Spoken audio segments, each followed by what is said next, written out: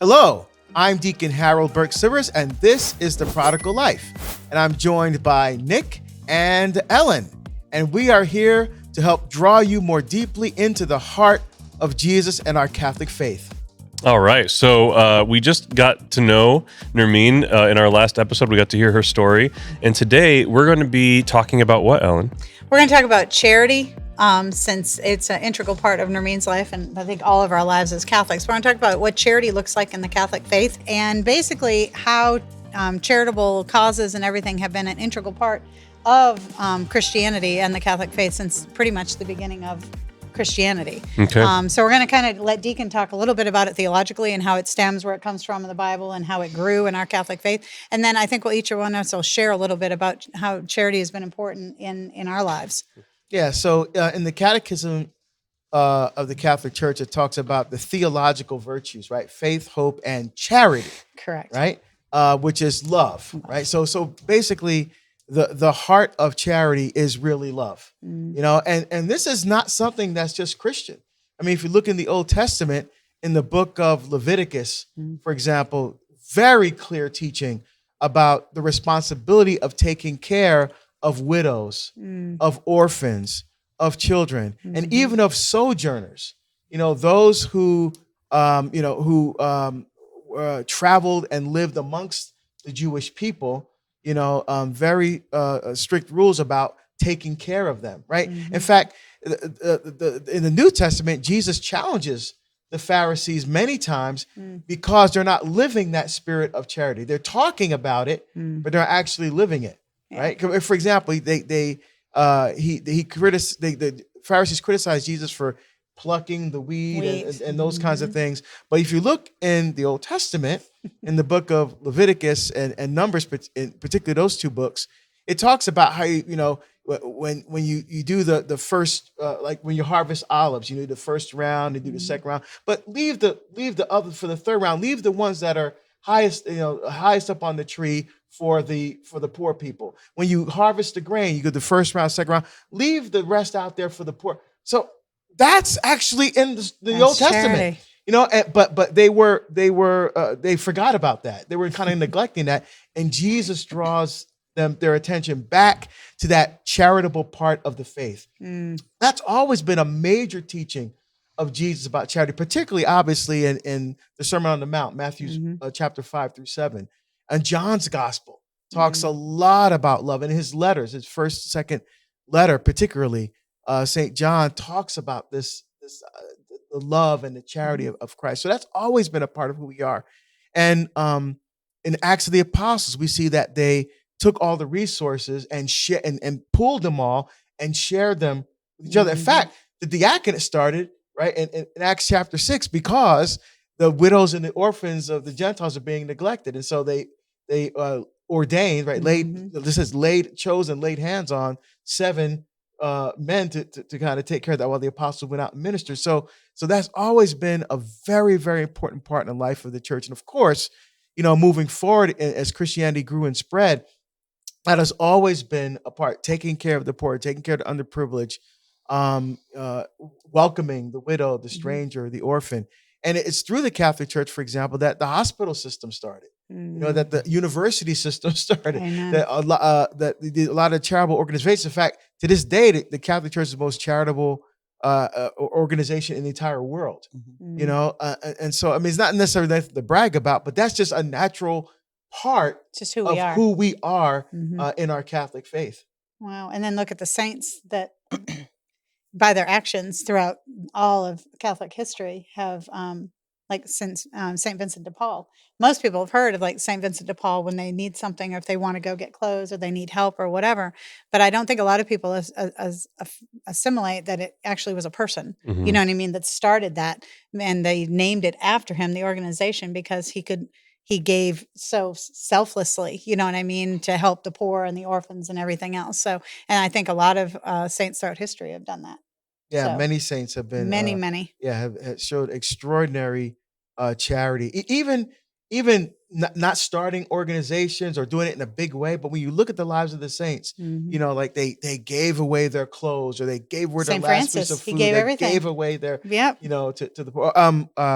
What struck me visiting, you know, in Spain, visiting the founded the Jesuits, Ignatius Saint Ignatius. of Loyola. When he dedicated his life to Christ, he gave everything. I mean, they just give stuff away. Mhm. Like, okay, doesn't mean anything to Don't me need it. anymore.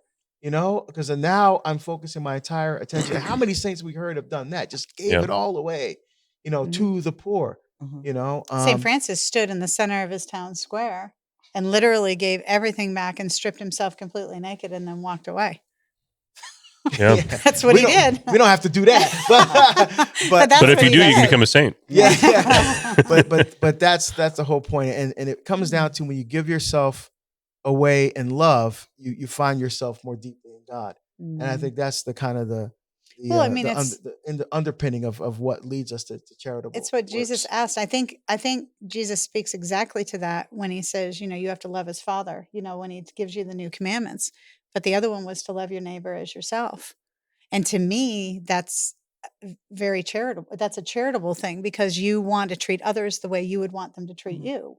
And you want to love them the way, you know what I mean? And you want to take care of them the way you would help that other people take care of you. So, I mean, Jesus even spoke those words. I mean, that's part of the deal. And I think that's something that's lost a lot in this conversation about charity is that notion of neighbor. Because I think that too often it becomes this, even if it's a subconscious issue, it becomes this thing where like, I am lowering myself to your level to give you $1, you beggar on the street, or I'm lowering myself to your level to give you a little bit of food or whatever.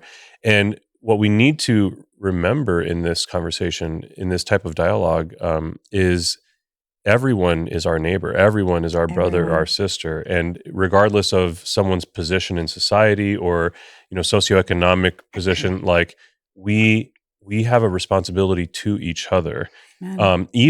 Even those of us who are not impoverished, we have a responsibility to each other to live in community and to rely on each other. And we're so caught up in this society of self-empowerment and self-sustaining and essentially being our own gods that we can provide for ourselves. And we don't need a God. We don't need each other. We don't need community. We need Amazon. We need an income. We need insurance. Right. We need to be able to survive by our own merits. No.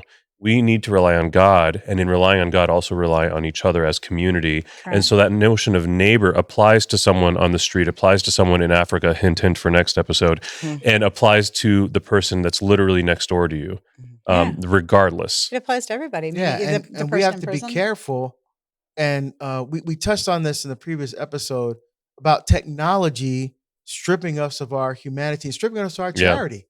Because I think it's in a sense takes away the opportunity to be charitable. So, for example, for example, like there's the reality. I have to get an external hard drive for my laptop because mine died, right? And so I'm going to go to a store and I'm going to buy a new one, or I could go on Amazon or whatever and get it and have it delivered and not have to see or experience anybody. I can stay in my own world.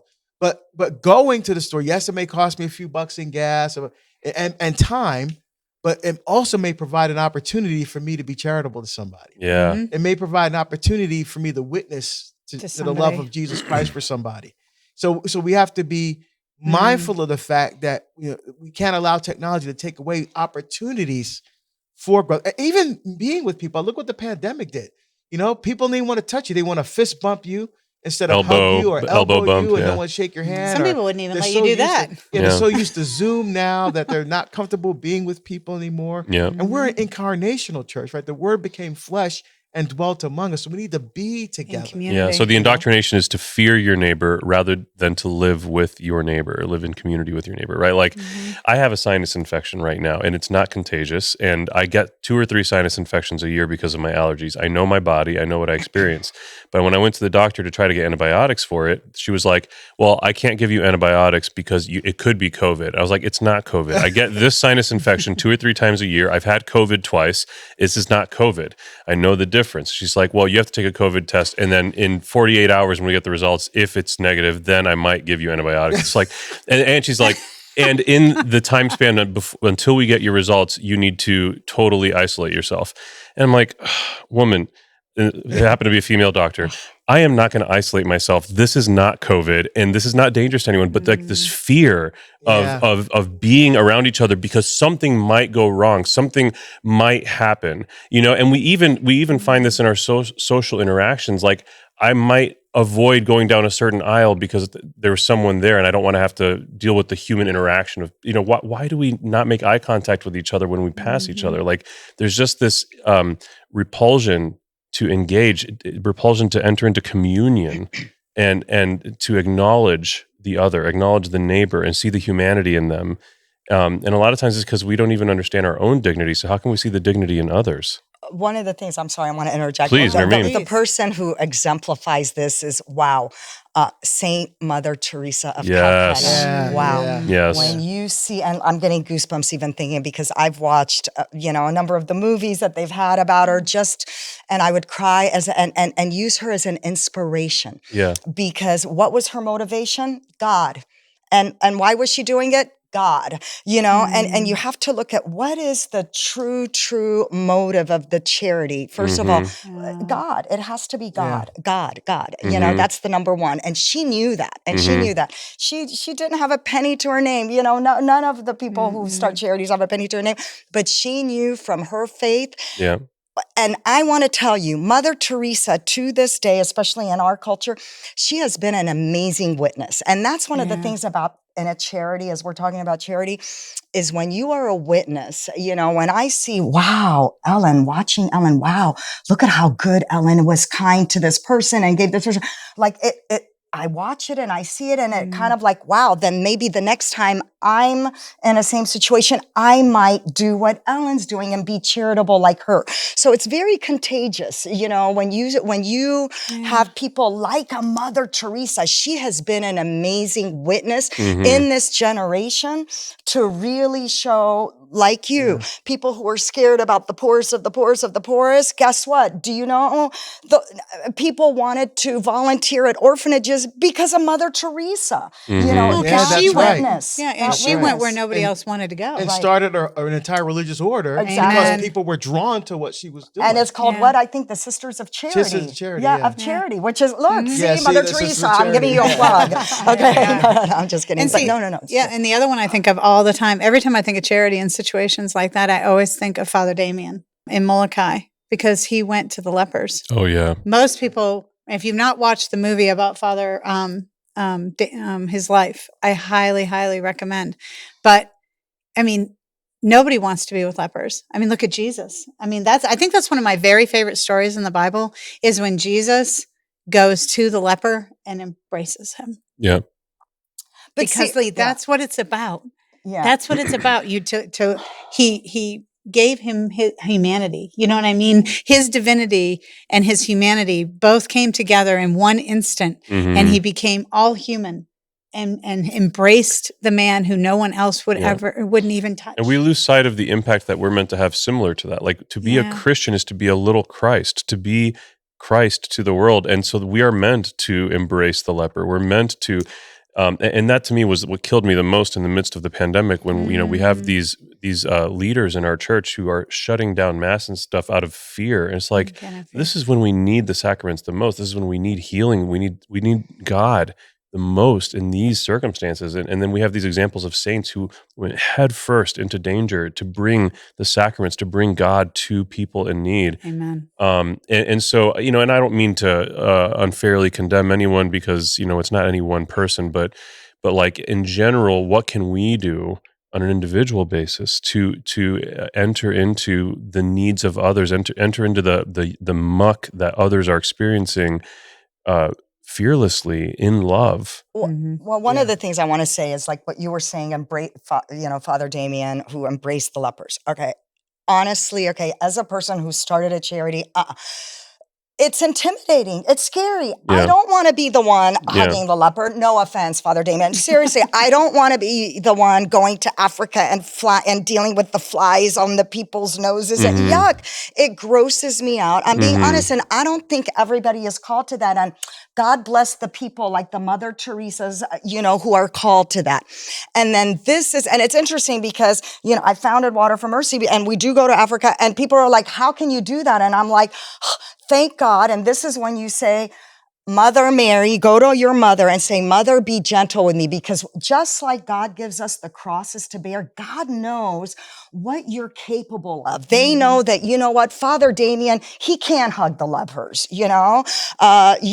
maybe you're okay handing out food cans at the local market or at the local food shelter, but when you say, let me handle what it is that I'm able to, it's not as intimidating because people think if they're going to do a charity, they're going to be in Africa and they're going to deal with what they don't want to do. You need to kind of say, God, guide me so that I could use my talents so that I can help to do what it is to bring your goodness to people. And then one of the things that I'm really adamant about, and I've seen too many people of good heart give, and it's a give rather than an impactful giving. And I learned through a lot of failures and wasting a lot of my money and goodness thinking I'm giving you a hand up.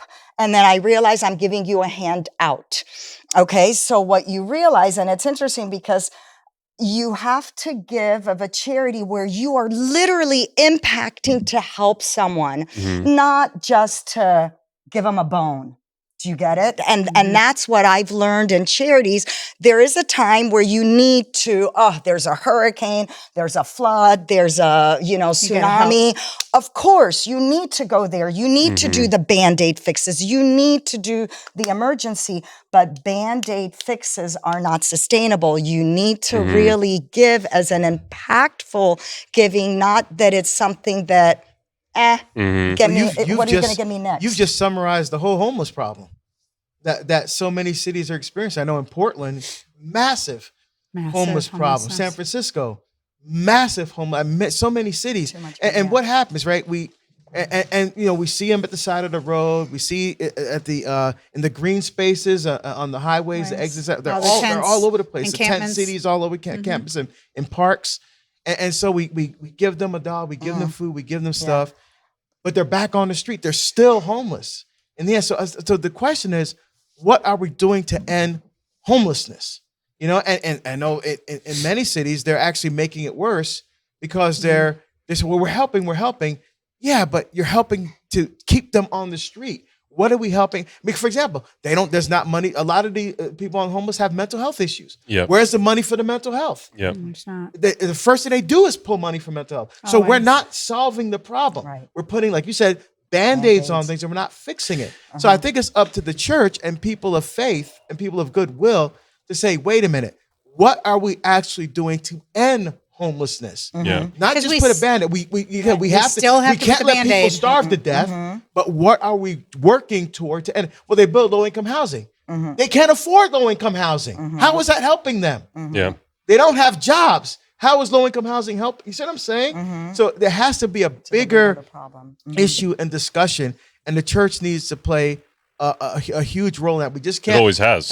Right. And we just can't keep talking about policy but we have to roll up our sleeves and really work hard to fix the underlying issues here. And I really appreciate, there are a lot of parishes around the country. One here locally, a good friend of Awaken, Father Eric Schild, he and I led a pilgrimage to the Holy Land last year. We're doing it again next year. But Father Eric, seeing, the needs that there are on so many levels with mental health in marriages and family life, but then also in some of these concerns that we're talking about here, addictions, he literally created a space in their facilities where a counselor is present during their operating hours for free.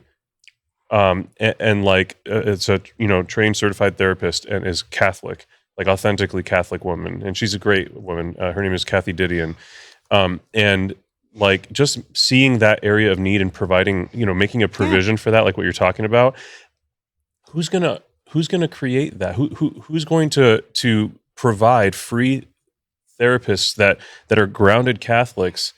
So they're not going to be offering up some weird twisted solutions to issues. If not the church. And I love that Father Eric has taken that initiative and been that innovative, and there are others like him around the country, and we need more of that innovative thinking, that forward thinking. Like, he's not going to get a return for that.